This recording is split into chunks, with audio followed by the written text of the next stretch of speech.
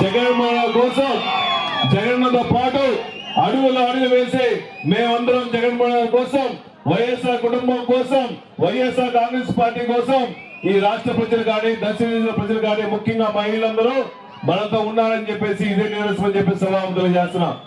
మీరందరూ గమనించండి, ఎన్నో పార్టీలు వచ్చి పోతా ఉన్నాయి, ఎంతో మంది నాయకులు వచ్చారు పోతా ఉంటారు.